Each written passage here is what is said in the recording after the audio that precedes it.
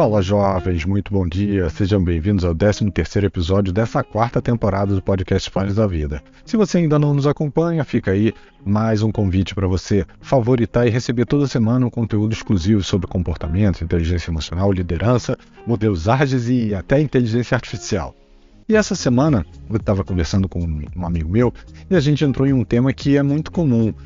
Como as opiniões de um grupo acabam trazendo aí um viés de contágio social que às vezes é ótimo, mas que também podem não ser tão bons dependendo aí da opinião desse grupo, né?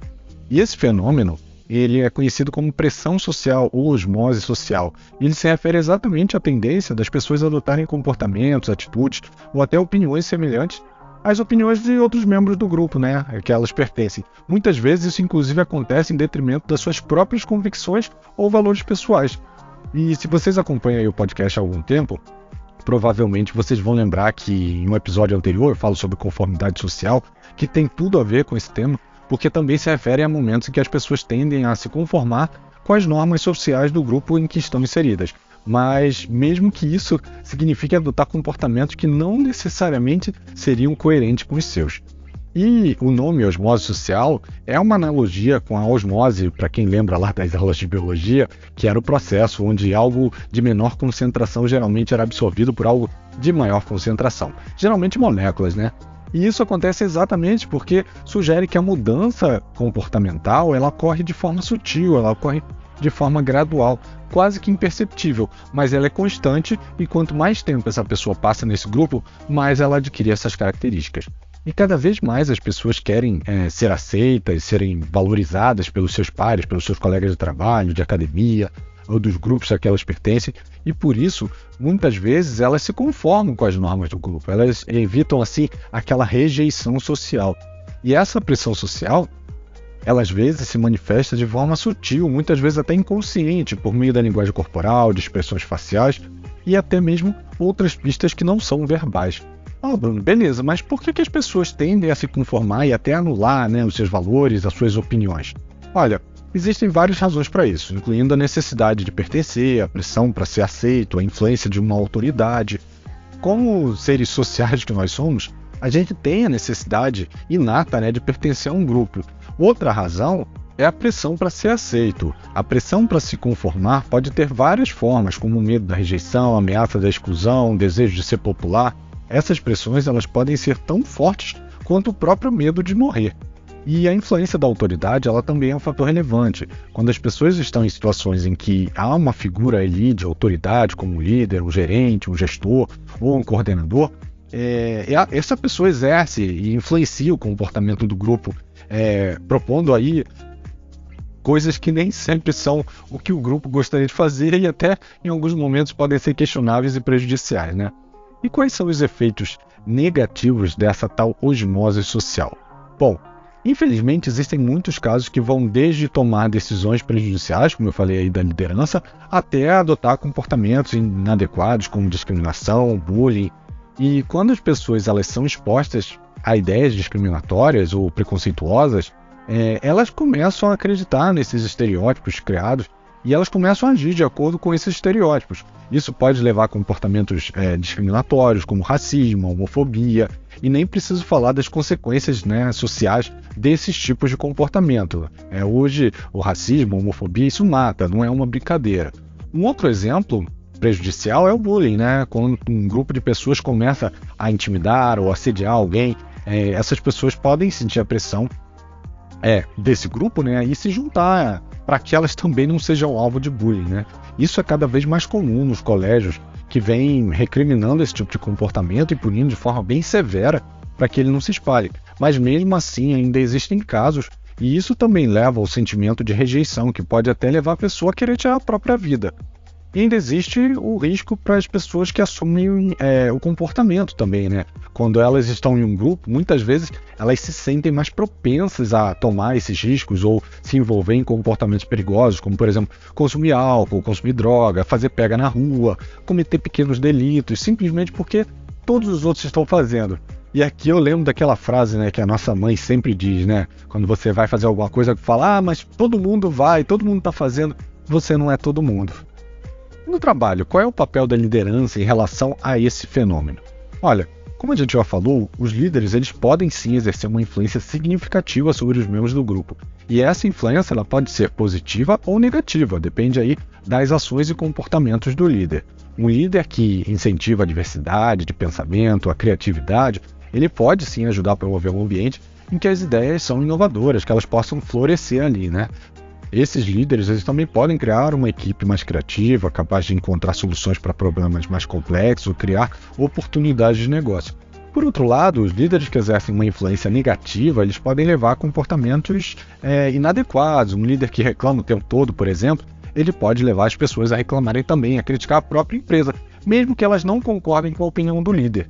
E se um líder ele pega a implicância por alguém, como um cliente, um outro líder, ou como um usuário, por exemplo, tudo isso também pode influenciar a esse grupo a agir da mesma maneira e também pegar essa implicância, mesmo que não haja nenhum fator motivacional para isso. Se for também um líder machista, daqueles que faz piadinha como tá de TPM, dormiu com a calça jeans, isso vai banalizar o machismo e pode fazer com que outras pessoas do time ajam da mesma maneira, sem achar que isso é realmente um problema.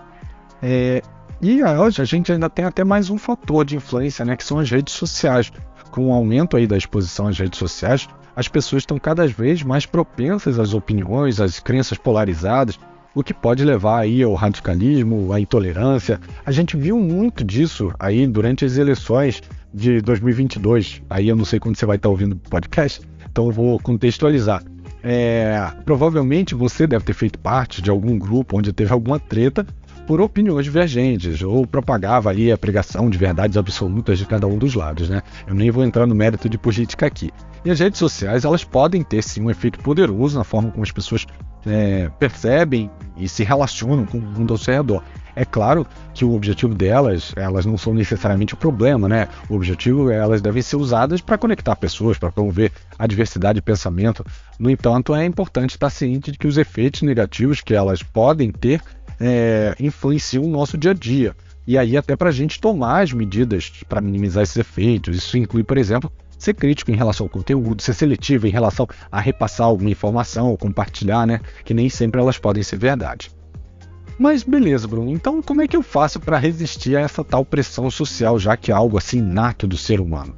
Olha, em primeiro lugar, é importante fortalecer a autoestima. Quando as pessoas têm uma boa autoimagem, elas são menos propensas a ceder à pressão dos outros. Isso pode ser feito praticando a autocompaixão, aceitando os próprios erros e as suas falhas, que isso é parte da jornada do crescimento individual, né, do crescimento pessoal. Esses temas, inclusive, eu já abordei esse ano no episódio sobre o livro da Brené Brown.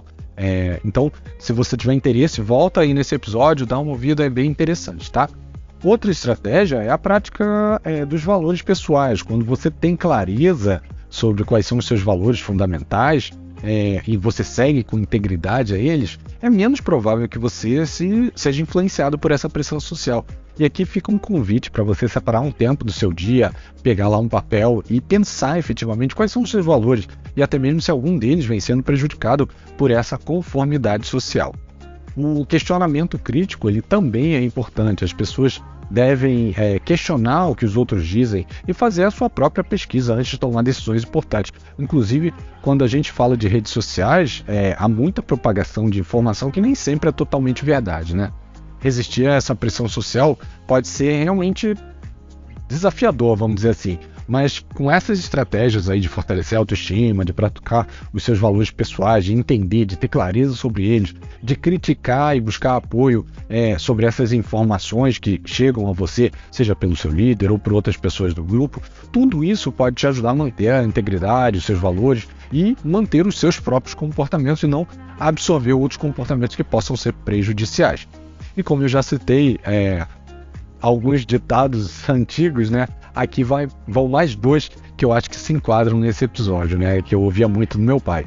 Diga-me com quem andas que te direi quem és, e com quem com porcos se mistura, farelos come. Ou seja, a gente acaba sendo um pouco daquilo que a gente se envolve. Então, se a gente se envolver com pessoas que tenham um pensamento positivo, que tragam coisas positivas para a nossa vida, é óbvio que a gente também vai agir dessa forma. E da mesma maneira, se a gente agir com pessoas que estão ali sempre reclamando, num grupo que tem um viés muito negativo, é claro que por conformidade a gente vai acabar absorvendo um pouquinho disso, né? Tem até uma história de um casal, né, que já recebeu os amigos na casa dele, e aí o marido chegou lá, botou um copo, não lavou a louça, daqui a pouco veio o outro, viu aquele copo, botou também, e daqui a pouco todo mundo acumulou a louça ali, né? E por que isso aconteceu? Porque eles viram que todo mundo estava deixando a louça. Um outro dia, quando eles resolveram fazer uma outra festa, o que eles fizeram? Eles não deixaram nenhuma louça ali, e o marido chegou, quando viu que só tinha dele, e limpou. E aí quando a outra pessoa viu que ele tinha limpado, ela também não quis deixar o copo dela. E aí todo mundo acabou limpando o seu próprio copo e não deixando ali nenhuma louça para ser lavada. Porque exatamente eles seguiram aquele exemplo que era o que estava sendo propagado dentro daquele grupo. Então parece uma bobagem, mas é exatamente assim que a gente age, né? A gente age no efeito manada, a gente age junto com o grupo que a gente pertence. E esse foi o tema de hoje. Eu espero que vocês tenham gostado. Mesmo esquema, gostou? Curte, compartilha, deixe o seu review para que esse conteúdo chegue a mais pessoas que precisam, tá bom? Um abraço e até semana que vem. Tchau, tchau.